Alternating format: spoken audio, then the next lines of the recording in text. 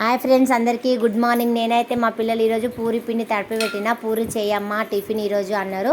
కాబట్టి నేను కొంచెం చపాతీ పిండిలో ఆయిల్ పోసి వాటర్ వేసి ఉప్పేసి నానబెట్టుకొని మంచిగా చేసి ఆడబెట్టిన, ముద్ద తయారు చేసిన. చూడండి, సబ్జీ చేయడానికి కూరగాయలు అవన్నీ తీస్తున్నానండి. క్యారెట్, కరివేపాకు, 2 ఉల్లిగడ్డలు, పచ్చిమిరపకాయలు అవన్నీ అయితే తీస్తున్నా. ఆలుగడ్డలు కూడా 2 చూడవచ్చు మీరైతే. నేనైతే ఫాస్ట్ చెప్తున్నా కాబట్టి మీరు ఏమనుకోకండి. అవన్నీ తీసుకొని రెడీ పెట్టుకుంటున్నా. అవన్నీ మంచిగా కడిగి పచ్చిమిరపకాయలు కట్ చేసిన, క్యారెట్ కూడా కట్ చేసుకోవాలి. చిన్న చిన్న పీస్ కట్ చేసి అప్పుడే సబ్జీ బాగుంటుంది.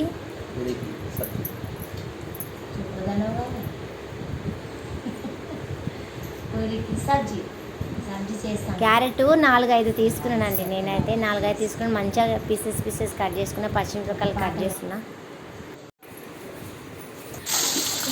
స్టవ్ కాడికి వచ్చేసిన, నూనె పోసి జీలకర్ర ఆవాలు వేసిన, కరివేపాకు అవన్నీ కోసేసిన, అవన్నీ వేసానండి. చూడండి, మంచిగా కలుపుకోవాలి. కొంచెం మధ్య వరకు ఏమి వేయదు. తర్వాత పసుపు వేయాలి. పసుపు వేసినాక సాల్ట్ వేసేసి కొన్ని వాటర్ వేసేసేయాలండి. వాటర్ వేసుకొని శనగపిండి ఒక కప్లో కలుపుకొని నీళ్ళు పోసుకొని మంచిగా కలిపి పెట్టుకోవాలి. ఇవి ఎప్పుడు మరుగుతాయి కదా, అందులో వేసేసేయాలి. మంచిగా తర్వాత ఇక్కడ పక్కన ఆయిల్ పెట్టినాను, పూరీలు అయితే చేస్తున్నాను. చూడండి ఫ్రెండ్స్, సబ్జీ రెడీ అయిపోయింది ఆల్రెడీ. పక్కన సబ్జీ మసాలా వేసేసిన, సబ్జీ కంప్లీట్ అయిపోయింది.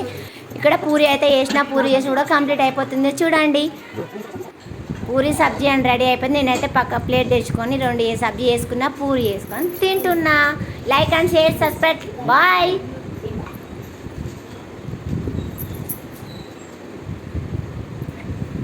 తింటున్నాను ఫ్రెండ్స్. ఎలా ఉందో కామెంట్ బాక్స్